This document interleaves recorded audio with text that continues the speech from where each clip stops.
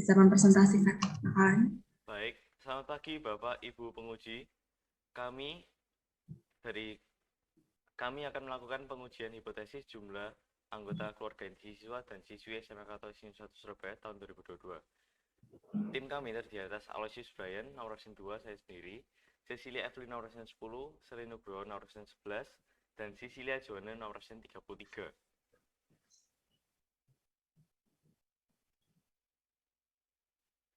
Penting untuk mengetahui laju kependudukan dalam suatu negara. Untuk itu, kami melakukan penelitian mengenai jumlah anggota keluarga inti siswa-siswi SMA Katolik 1 Surabaya. Kami ingin mengetahui berapa jumlah anggota keluarga inti mereka dan apakah sesuai dengan anjuran pemerintah tentang keluarga berencana. Di Indonesia, ada BKKBN dengan jargon yang khas, yaitu 2 cukup. Next. Ini memang belum di-share ya? Kok masih hitam? Memang sengaja ya? Oh, maaf, Bu. Sudah terlihat atau belum ya? Belum.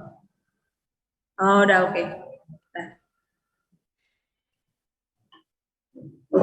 Oleh sebab itu, kita asumsi satu keluarga berjumlah 4 orang. Asumsi tersebut berjalan baik.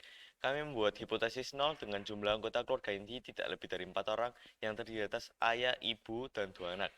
Sedangkan hipotesis 1 lawannya adalah anggota keluarga inti siswa, siswi sinwi lebih dari 4 orang.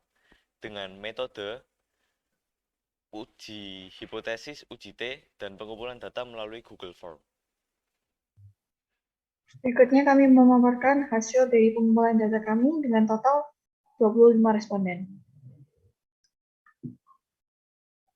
Kami telah menghitung mean atau rata-rata dari hasil penelitian dengan rumus frekuensi kali titik tengah interval kelas lalu dibagi jumlah responden yaitu 25 dengan nilai 4,2. Kami juga telah menghitung simpangan baku dari hasil penelitian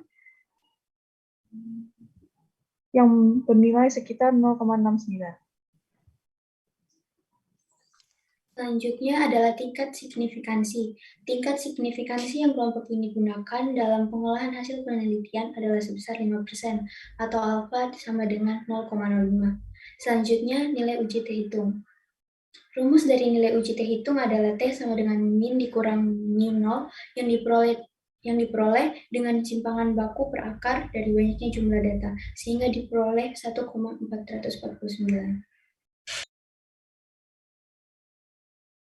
Selanjutnya kita harus mencari nilai uji T tabel. Pertama kita harus mencari DK. DK itu adalah N-1, jadi diperoleh DK-nya adalah 24. Lalu dengan DK 24 dan alfa 0,05, kita lihat di tabel, diperoleh nilai T tabel adalah 1,711. Setelah itu kita bandingkan nilai T hitung dengan T tabel. Karena nilai T hitung 1,449 lebih kecil atau sama dengan dari 1,711, maka hipotesis 0 dapat diterima.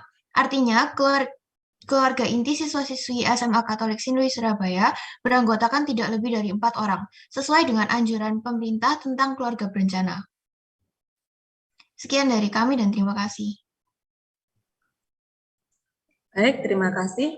Yang saya mau tanyakan, setelah kalian belajar uji T, kemudian membuat terapan dari makalah ini, apa pesanmu? Dan mungkin kesanmu untuk bisa disampaikan kepada kami penguji. Silakan salah satu boleh menjawab.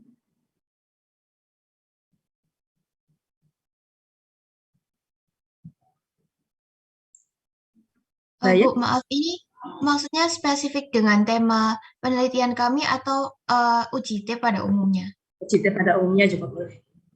Serah.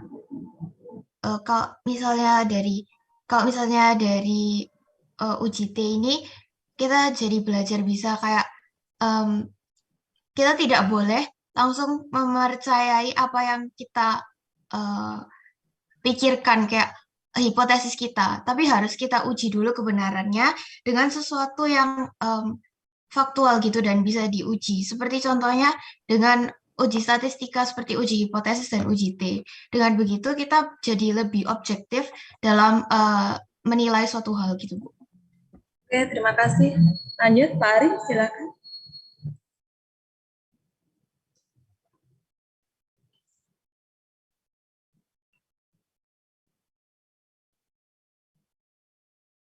Ya, masih ini, Pak Ari. Ya, baik, mohon maaf. Penelitian itu kan mencari jawaban suatu pertanyaan yang sekiranya sulit ya. Iya tuh. Sekarang kalau saya tanya ya, untuk penelitianmu itu, apakah sulit untuk dijawab tanpa penelitian? Kenapa kok enggak meneliti tentang penggunaan media sosial di zaman pandemi ini, terus penelitian tentang kenapa berapa intensitas anak membeli sesuatu pakai online gitu. Sehingga sesuatu itu menjadi lebih menarik ke depan itu. Kalau soal mana tadi? Apa tadi? Anak ya. Saya kira orang sudah tahu ya bahwa itu pun nggak usah diteliti, mohon maaf ya. Itu sudah paham bahwa pasti anaknya itu tidak lebih dari 2. Atau kalau lebih dari 2 intensitasnya tidak terlalu banyak. Pertanyaan saya, kenapa nggak mencoba meneliti sesuatu yang jauh lebih bertanya-tanya itu? Terima kasih.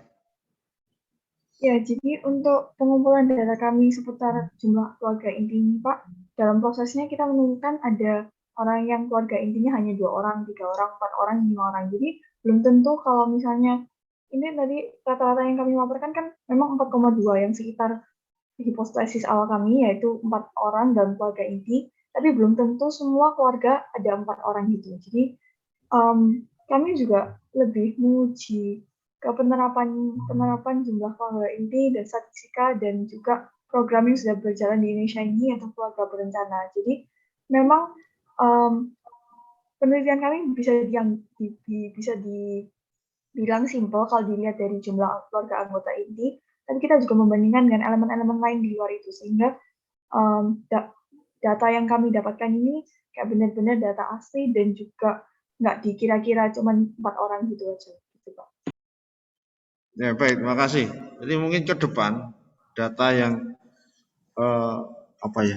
penelitian sesuatu itu kita cari sesuatu yang jauh lebih ruwet ya. Bukan kita mencari yang rumit, tapi kalau sesuatu itu sudah bisa nampak di mata kita dan itu kebenarannya juga sudah benar, tentu nggak perlu kita teliti gitu. Kita teliti sesuatu yang jauh, yang kiranya pertanyaan-pertanyaan itu belum bisa kita punya jawaban yang pasti gitu. Itu ya. Jadi perkembangan penelitian itu juga melihat perkembangan zaman itu. Apa yang kita teliti juga ya tentu fenomena-fenomena apa yang ada di zaman sekarang itu. Lebih up to date itu. Paham ya? Jadi pemakaian HP, pemakaian ini kan kayak peningkatan COVID-19 itu kan up to date ya.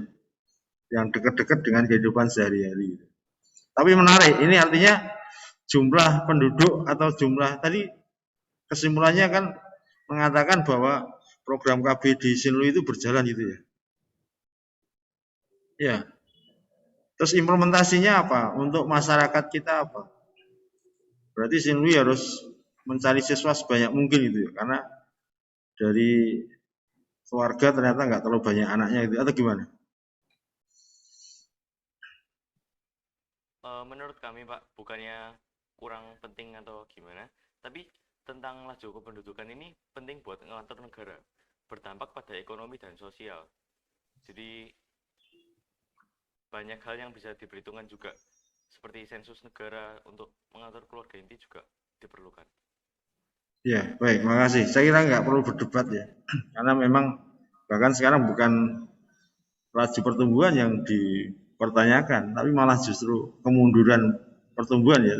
Di Jepang itu kan pertumbuhannya sangat minim, bahkan itu jadi juga masalah kan. Ketika penduduk itu berkembang banyak juga masalah, tapi ketika penduduk itu tidak ada perkembangan juga bermasalah. Ya, baik, terima kasih. Lanjut Bu Lili.